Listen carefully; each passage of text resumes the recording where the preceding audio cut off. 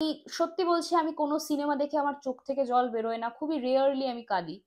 কিন্তু আজকে যে সিনেমাটা আমি দেখে এলাম, সেই সিনেমাটা দেখে আমাকে ভাবিয়েছে এবং তার সঙ্গে আমার চোখে জল এনে দিয়ে।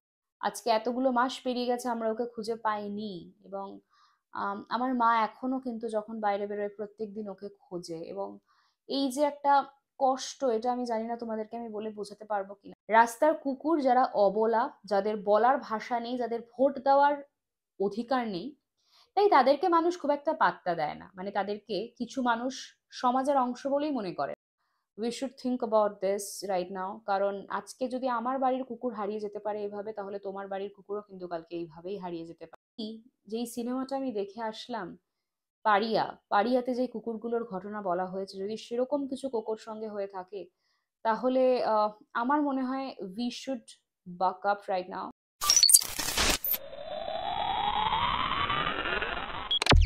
So hey guys, welcome back to my channel. You're watching on my YouTube channel, which is Ritvika Chakraborty, and if vlogging is your area of interest, you can definitely subscribe to this channel.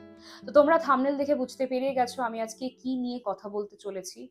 এবং আমি just একটা মিনিটও time waste করলাম না, আমি সিনেমাটা just দেখে এলাম এবং বাড়িতে এসে আমি এই ভিডিওটা বানাচ্ছি। কারণ আমার মনে হলো আমি যেই সিনেমাটা দেখে বাড়িতে এলাম, সেই মেসেজটা আমার আমার অডিয়েন্সকে দেওয়া উচিত, যাতে তারাও সেই মেসেজটা পেয়ে নিজেও যাতে সেই সিনেমাটা দেখতে যেতে পারে। এবং আমি হয়তো আমার এতদিন আমি প্রচুর সিনেমা দেখেছি, কিন্তু কিছু কিছু সিনেমা থাকে যেগুলো আমাদের মন ছুঁয়ে যায়, এবং কিছু কিছু সিনেমা থাকে যেটা আমরা ভাবি যে এটা কি দেখে ফেললাম। সেরকমই একটা সিনেমা আজকে আমি দেখে বাড়িতে জাস্ট ফিরলাম। তোমরা থাম্বনেল দেখে বুঝতে পেরে গেছো আমি কোন সিনেমাটা নিয়ে কথা বলতে চলেছি আজকে। পারিয়া। পারিয়া হচ্ছে স্ট্রে ডগস, যাদেরকে আমরা ইংলিশে বলি, মানে রাস্তার কুকুর পাতি ভাষায় যাদেরকে বলে। তো অনেকদিন ধরেই যখন সিনেমাটার ট্রেলারটা বেরিয়েছিল, আই ওয়াজ ভেরি এক্সাইটেড। আমি ভেবে রেখেছিলাম আর কিছু করি না করি জীবনে একবার গিয়ে হলে গিয়ে সিনেমাটা দেখবো। কারণ কুকুরদেরকে নিয়ে সিনেমা যখনই বেরোয় আমার মন থেকে জানি না কেন খুবই আনন্দ হয়।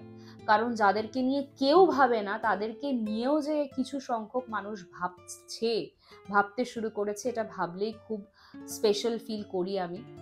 এবং যখন সিনেমাটা ট্রেলার দেখি তখনই বুঝতে পেরে গেছিলাম এটা খুবই একটা ইমোশনাল সিনেমা হতে চলেছে, এটা খুবই একটা হার্ট ওয়ার্মিং সিনেমা হতে চলেছে।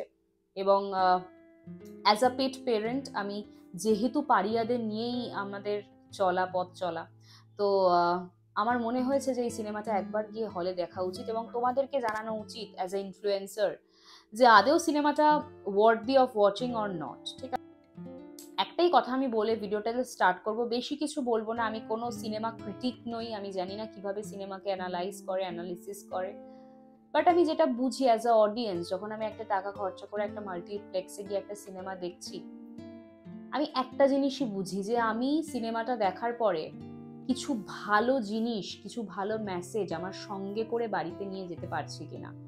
এবং আজকে যে সিনেমাটা আমি দেখে বাড়ি ফিরলাম, পারিয়া, সেই সিনেমাটা আগেই বললাম রাস্তার কুকুরদেরকে নিয়ে, যাদের কথা কেউ ভাবে না, তাদের জন্য তথাগত মুখোপাধ্যায় তিনি এই সিনেমাটা বানিয়েছেন। এবং মেন মুখ্য চরিত্রে রয়েছে বিক্রম চ্যাটার্জি, এবং ভিলেনের চরিত্রে রয়েছে সৌম্য মুখার্জি, আই গেস। দুটো মানুষের অ্যাক্টিং নিয়ে না বললেই, আমি প্রথমেই বলবো বিক্রমের তার অ্যাক্টিং সত্যি বলবো মন ছুঁয়ে গেছে। এবং তার সঙ্গে তার অ্যাক্টিংকেও যদি বলি কেউ ছাপিয়ে যেতে পেরেছে, সে হচ্ছে সৌম্য মুখার্জি। সত্যি তার লুক থেকে শুরু করে সবকিছুই এতটা ডিফারেন্ট, এতটা সুন্দর, এবং তার ডায়লগ থ্রোয়িং থেকে শুরু করে সবকিছু পারফেক্ট ছিল। এবং একটা চরিত্রকে ফুটিয়ে তোলার জন্য যা যা দরকার, এই দুটো মানুষ তাদের সবটা দিয়েছে, তাদের 1000% দিয়েছে তাদের চরিত্রটাকে ফুটিয়ে তোলার জন্য। এবার আমি আসি গল্পটা। গল্পটা হচ্ছে রাস্তার কুকুরদের। রাস্তার কুকুর যারা অবলা, যাদের বলার ভাষা নেই, যাদের ভোট দেওয়ার অধিকার নেই, তাই তাদেরকে মানুষ খুব একটা পাত্তা দেয় না। মানে তাদেরকে কিছু মানুষ সমাজের অংশ বলেই মনে করে। তারা ভাবে যে এরা তো সমাজের কীট পতঙ্গের মতন, এদেরকে মেরে ফেললেই ভালো হয়, সমাজটা পরিষ্কার পরিচ্ছন্ন হয়। তো এই যে একটা মানুষের মানবিকতা বোধ, এই বোধটাকে কিছুটা এই সিনেমার থ্রুতে দেখানো হয়েছে যে মানুষ কতটা নীচ হতে পারে বা মানুষ কতটা ঘৃণ্য কাজ করতে পারে, সেই কাজটা করার আগে তাদের যে দুবার তারা ভাবে না, সেটাই কিন্তু দেখিয়েছে এই সিনেমা। এবং আমি সত্যি বলছি, আমি কোনো সিনেমা দেখে আমার চোখ থেকে জল বেরোয় না, খুবই রেয়ারলি আমি কাঁদি। কিন্তু আজকে যে সিনেমাটা আমি দেখে এলাম, সেই সিনেমাটা দেখে আমাকে ভাবিয়েছে এবং তার সঙ্গে আমার চোখে জল এনে দিয়ে। আমি কখনো ভুলভাল রিভিউ দিই না, তোমরা জানো। এর আগে আমি কেরালা স্টোরি বলে একটা সিনেমার রিভিউ দিয়েছিলাম, কারণ আমার মনে হয়েছিল সেটা রিভিউ দেওয়া উচিত। এবং আজকে এমন একটা সিনেমা দেখলাম যেই সিনেমাটা আমার সঙ্গে প্রচন্ড ওতপ্রোতভাবে জড়িত, কারণ এই সিনেমাটা is all about dog trafficking, মানে কুকুর পাচার নিয়ে বেসিক্যালি পুরো গল্পটা। কিভাবে কুকুরদেরকে পাচার করা হয়, পুরো গল্পটা কিভাবে সাজানো হয়, সেটাই দেখানো হয়েছে এই সিনেমাটার মাধ্যমে।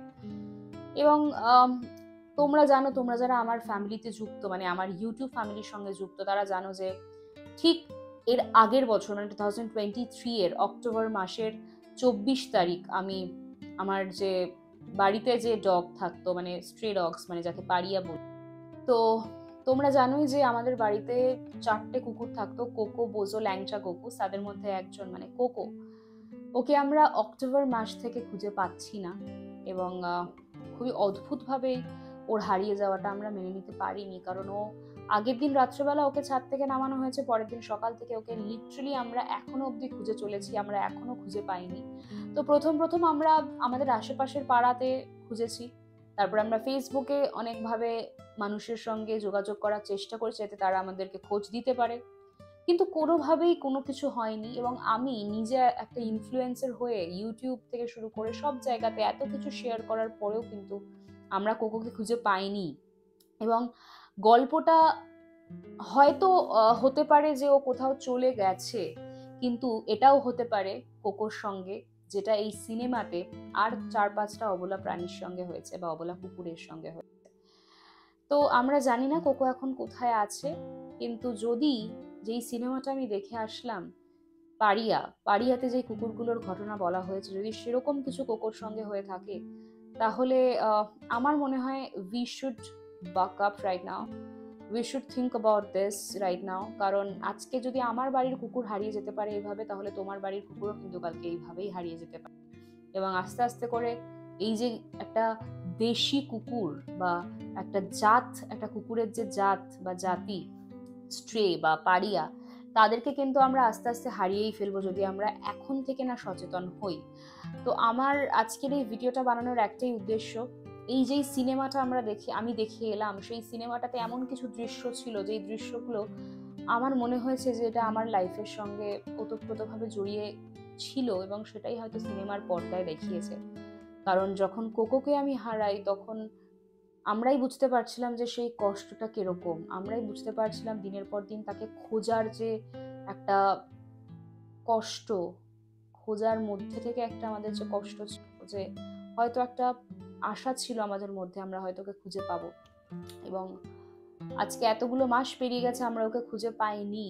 এবং আমার মা এখনো কিন্তু যখন বাইরে বেরোয় প্রত্যেকদিন ওকে খোঁজে। এবং এই যে একটা কষ্ট, এটা আমি জানি না তোমাদেরকে আমি বলে বোঝাতে পারবো, কিন্তু আমার মনে হয় যে যখন আমি সিনেমাটা দেখছিলাম, আমি এটাই ফিল করছিলাম, এই সিনেমাটা যদি সত্যি ফ্রি করে দেওয়া হতো না, যে এটা ফ্রিতে লোকে দেখুক, পাড়াতে এটা যদি সবাইকে বসিয়ে সিনেমাটা দেখানো যেত, তাহলে আমার মনে হয় অনেক ভালো হতো। কিন্তু প্রত্যেকটা সিনেমা যখন বানানো হয়, তখন তাদের কিছু বিজনেস করার জন্যই তারা আসে।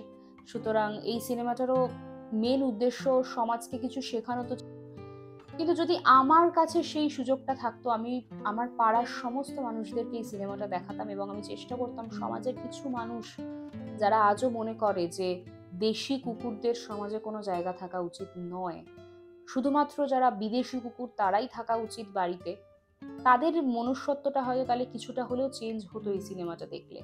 কারণ আজকে আমি যখন সিনেমাটাতে দেখছিলাম যে পাড়ার যারা এই সমস্ত কুকুরগুলোকে খাওয়ান বা খাবার দেয়, তাদেরকে অনেক কিছু ফেস করতে হয় এবং অনেকভাবে তাদেরকে ট্রমাটাইজ করা হয়, আজও করা হয়। আমাদেরকে কিছুটা করানোর চেষ্টা করা হয়েছিল এবং আমরা সেগুলোতে অতটা পাত্তা দিইনি বলে হয়তো আজকে আমরা এই জায়গায় আছি।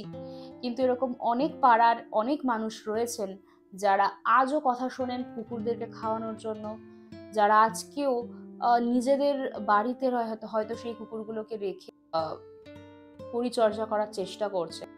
তো আমি এটুকুই বলবো যে তোমরা যারা আমাকে ভালোবাসো, তোমরা যারা আমার ফলোয়ার্স রয়েছে বা আমার ফ্যামিলির অংশ রয়েছে, আমার ইউটিউব ফ্যামিলির অংশ রয়েছে, আমি তোমাদেরকে একটাই কথা বলবো যে একবার পারলে সিনেমাটা দেখে এসো। আমরা অনেক টাকা নষ্ট করি, তো 100-200 টাকা অনেক টাকা নষ্ট করে ফেলি সারাদিনে কিছু না কিছু ভুলভাল খাবার খেয়ে, জাঙ্ক ফুড খেয়ে। সেই টাকাটা যদি তোমরা একটা ভালো ছবি দেখো, ছবি দেখে যদি কিছু একটা শিক্ষা নিয়ে বাড়ি ফেরো, আমার মনে হয় সেটা একটা জাঙ্ক ফুড খাওয়ার থেকে অনেক বেটার। কারণ যদি তোমরা এরকম সিনেমাকে সাপোর্ট করো, আজকে যদি পারিয়া যদি সেই তার যোগ্য সম্মানটা পায়, তাহলে হয়তো আরো কিছু বাংলা সিনেমা বা আরো কিছু হিন্দি সিনেমা এগিয়ে আসবে, সাহস পাবে এরকম কুকুর বিড়ালদের নিয়ে ভিডিও বা সিনেমা বানানোর। একটা সিনেমা তো সমাজের প্রতিচ্ছবি, সুতরাং সিনেমা থ্রুতেই সমাজের কিছু খারাপ দিক ভালো দিক দেখানো হয়। তেমনি সমাজের কিছু এমন দিক এই সিনেমাটাতে দেখানো হয়েছে যেটা খুবই দরকার ছিল, এবং যেই কথাগুলো আমরা সাধারণ মানুষরা আমাদের সবাইকে হয়তো জনে জনে বলা সম্ভব হয় না, সেটা একটা সিনেমা পারে 10টা মানুষকে একটা জায়গায় বসিয়ে বলতে।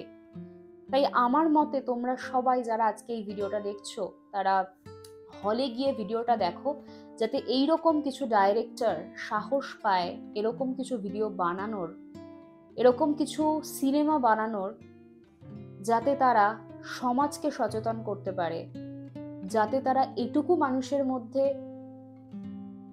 সেন্স দিতে পারে যে আমরা যেমন মানুষ, আমরা যেমন সমাজে ঘুরে বেড়ানোর খাওয়ার অধিকার আছে, তেমনি ওই কুকুরগুলোরও অধিকার আছে সমাজে নিজেদের মতন করে ঘুরে বেড়ানোর, নিজেদের মতন করে খাওয়ার।